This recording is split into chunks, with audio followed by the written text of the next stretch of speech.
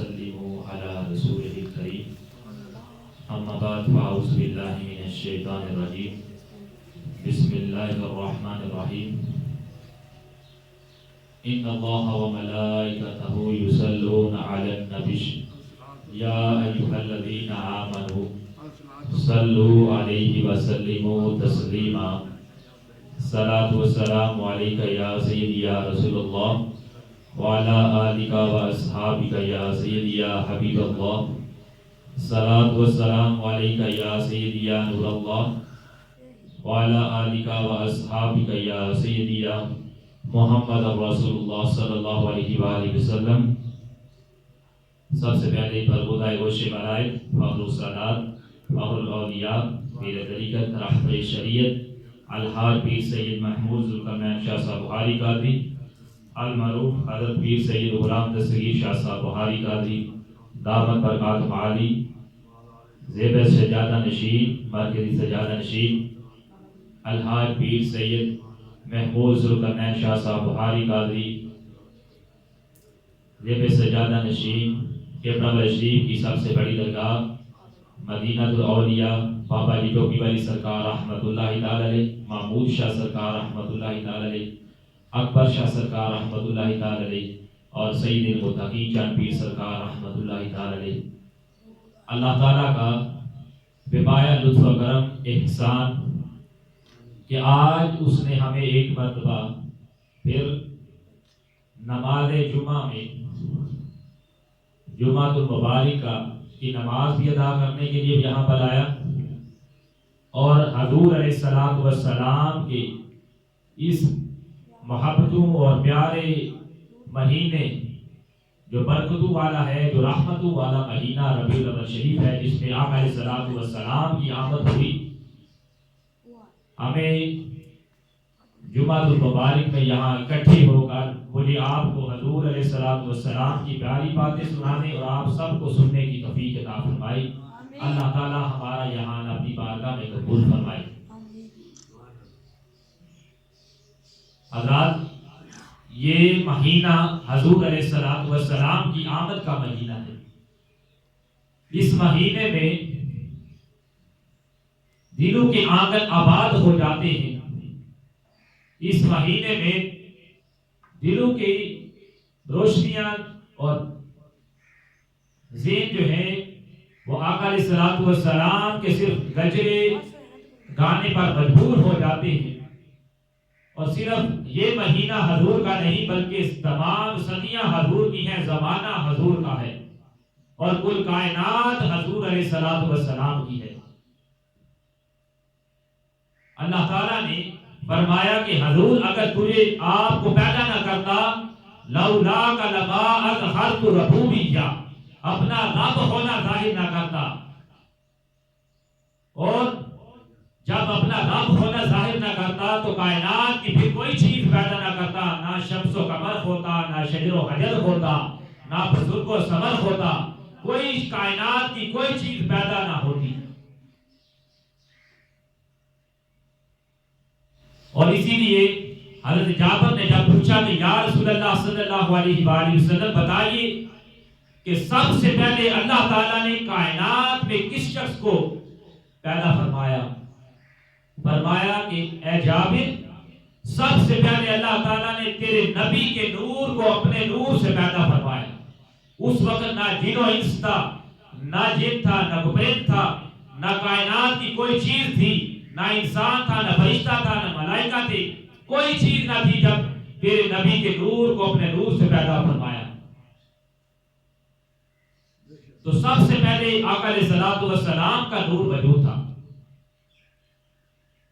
اسی طرح حضرات محترم، بعض حضرات ایسے بھی ہوتے ہیں، یہ سوال کرتے ہیں اور سوالوں کی پوٹلیاں لے کر آتے ہیں کہ یہ تو بتائیے کہ میلاد منانا کہاں لکھا ہے، کہ میلاد کو منانا چاہیے یا نہیں منانا چاہیے۔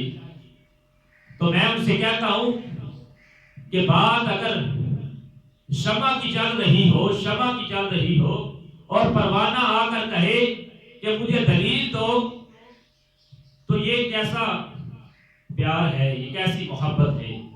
اور اسی طرح تذکرہ پھولوں کا چھڑا ہو اور بلبل کہے کہ کہاں لکھا ہے مجھے دلیلیں دو، تو یہ کیسی محبت ہے، یہ کیسا پیار ہے۔ اور بات آقا علیہ الصلوۃ والسلام کی ہو رہی ہو اور امتی کہہ رہا ہو کہ مجھے دلیلیں دو کہ کہاں میلاد لکھا ہے۔ میں کہتا ہوں علماء جو ہے وہ دلائل کی انبار لگا دیتے ہیں، لیکن کیا حضور علیہ الصلوۃ والسلام کے میلاد مصطفیٰ صلی اللہ علیہ وآلہ وسلم کے لیے آپ کے آنے کی خوشی میں جو دن منایا جاتا ہے، کیا اس کے لیے بھی کوئی دلیل کی ضرورت پڑتی ہے؟ کیا امتی کو بھی کوئی دلیل کی ضرورت ہوتی ہے کہ وہ ذکر رسول کرنے کے لیے ذکر رسول کرنے کے لیے کسی دلیل کی ضرورت ہے؟ ہمارا تو ایک ہی منشا ہے، منشا یہی ہے سلسلہ کیلو کال کا ہوتا رہے یا رسول اللہ ذکر تیرے حسن و جمال کا۔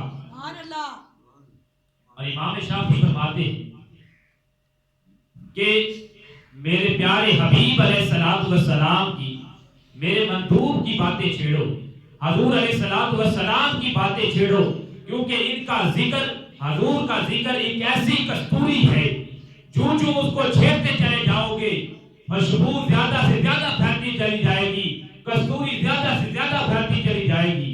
میرے محبوب کا ذکر چھیڑو۔ اور عاشق جو ہوتے ہیں تو ان کو تو موقع چاہیے ہوتا ہے کہ کبھی حضور کا ذکر چھڑ جائے۔ کسی نے کیا کہا تھا، مطرب سے کہو کوئی چھیڑے ذرا اس جانے تمنا کا قصہ، مطرب سے کہو کوئی چھیڑے ذرا اس جانے تمنا کا قصہ، فرقت کے بیانت لمحوں میں کچھ دل کو سہارا ہو جائے۔ تو عاشق جو ہوتا ہے اس کی یہی خواہش ہوتی ہے کہ اس کے پیارے حبیب علیہ الصلوۃ والسلام کا ذکر چھڑ جائے۔ حضرت شیخ المہدی مطالعہ المسرت فی شرح الدلائل میں لکھتے ہیں کہ وہ شخص مومن ہی نہیں جس کے دل میں آقا علیہ الصلوۃ والسلام کی محبت سے اس کا دل دھڑکتا نہ ہو، وہ دل مومن کا دل ہی نہیں ہو سکتا ذکر رسول کیا جا رہا ہو اور اس مومن کے دل کو قرار نہ آئے، اس کے چین نہ آئے، وہ مومن کا دل ہی نہیں ہو سکتا۔ تو اس لیے آپ فرماتے ہیں کیونکہ ہمارا تو ایک ہی عقیدہ ہے کہ آقا علیہ الصلوۃ والسلام کا ذکر جو ہوتا ہے، حضور کا نام نامی جو ہوتا ہے، وہی ہمارے دلوں کا قرار ہے، وہی ہمارے دلوں کا چین ہے، وہی ہمارے دلوں کا سکون ہے۔ اور کسی نے کیا کہا تھا، میں خانہ سہارا دیتا ہے نہ جام سہارا دیتا ہے، ہم کو تو قبری والے آقا علیہ الصلوۃ والسلام کا ایک نام سہارا دیتا ہے۔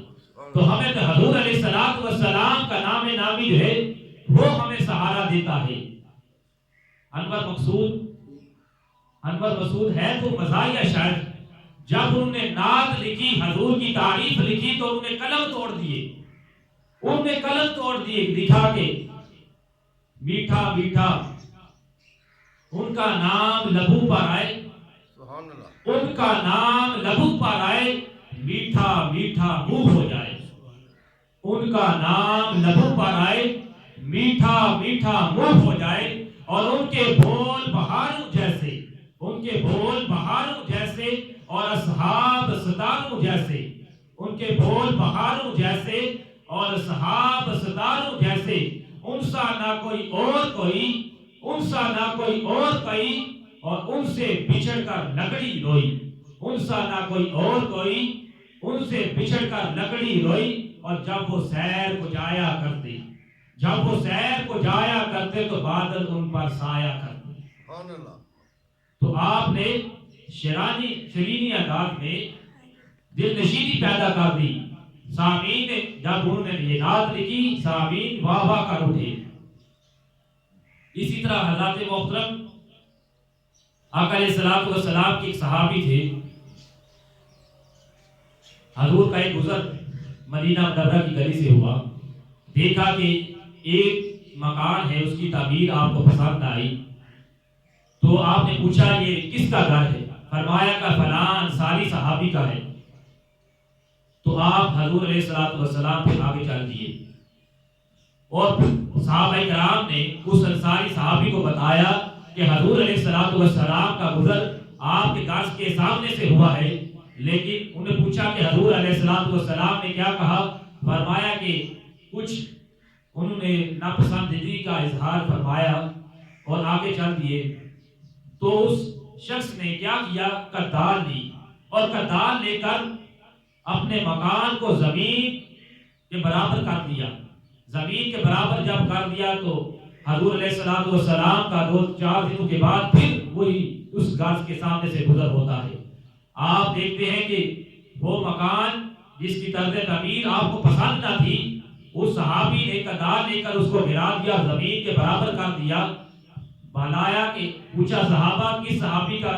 فرمایا اس انصاری صحابی کو میرے پاس بلا لاؤ.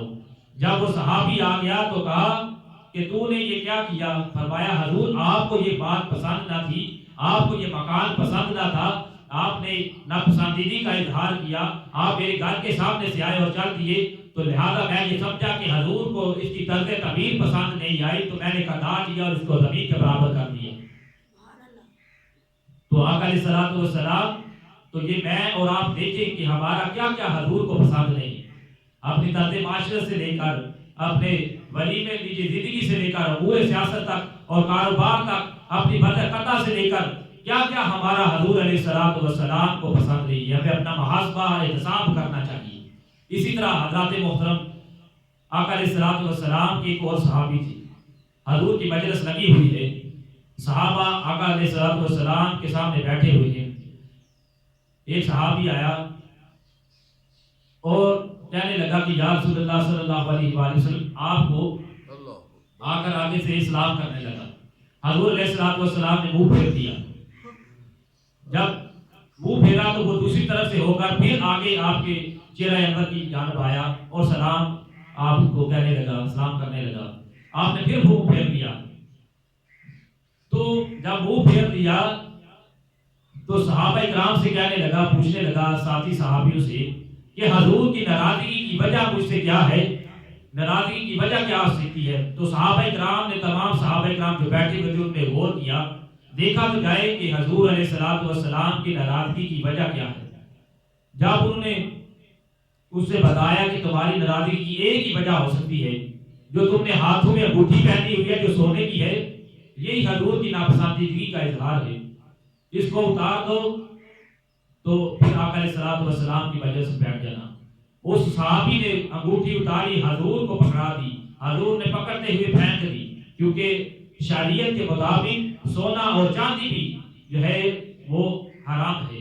اور کہتے ہیں کہ شریعت کے مطابق یہ ہے کہ 4.5 ماشے کی ایک چھوٹی سی انگوٹھی جو اسلام نے جائز قرار دی ہے.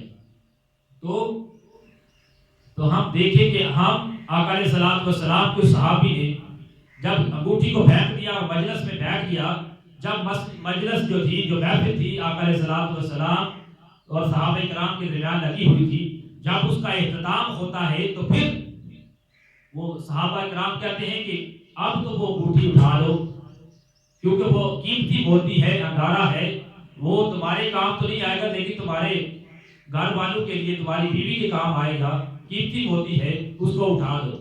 تو صحابی کا جواب نہایت ہی اہم تھا. انہوں نے کہا کہ جس چیز کو میرے آقا علیہ الصلوۃ والسلام نے پھینک دیا ہے، میں اس کو قیامت تک بھی نہیں اٹھاؤں گا، اس کو ہاتھ تک نہ لگاؤں گا.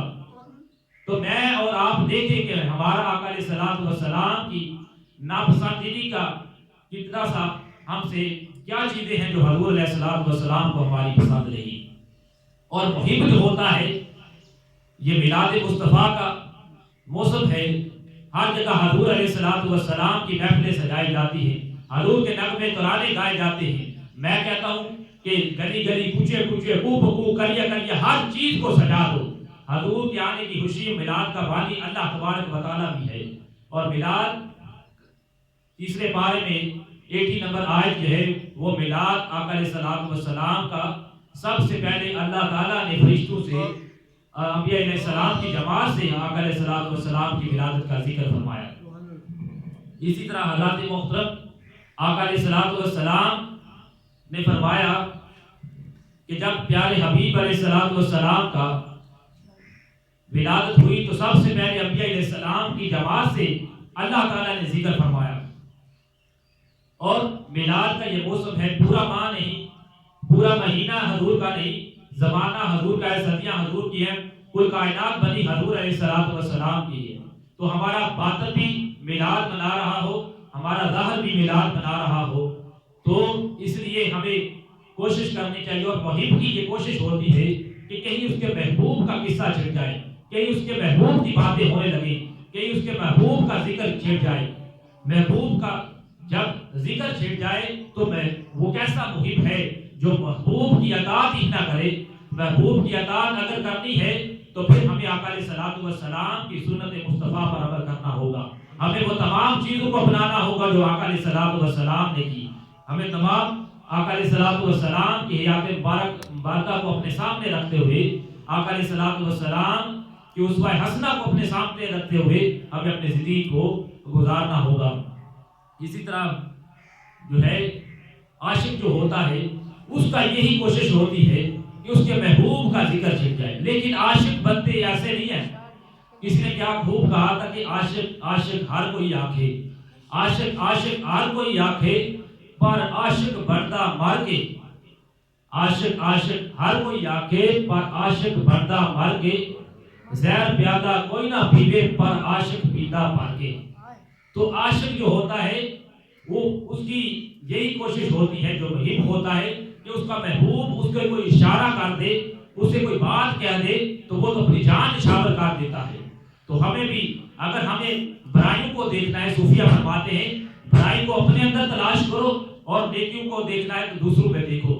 پہلے اپنا محاسبہ کرو، اپنا احتساب کرو، پھر دوسروں پر انگلیاں اٹھاؤ۔ تو اللہ تعالیٰ سے دعا کرتا ہوں اللہ تعالیٰ مجھے اور آپ کو صحیح معنوں میں آقا علیہ الصلوۃ والسلام کا میلاد مصطفیٰ گلی گلی کوچے کوچے کریہ کریہ گو بگو کو سجانے کی ہم سب کو توفیق عطا فرمائے، اور آقا علیہ الصلوۃ والسلام کی غیر مشروط محبت اور لامحدود وفاداری نصیب فرمائے، اور کریم آقا علیہ الصلوۃ والسلام کے اسوہ حسنہ پر ہم سب کو زندگی گزارنے کی توفیق عطا فرمائے، آمین۔ اور خاتم النبیین صلی اللہ علیہ وآلہ وسلم پر اپنا ایمان اور زیادہ پختہ رکھنے کی ہم سب کو توفیق دے، آمین۔ وما علینا الا البلاغ المبین۔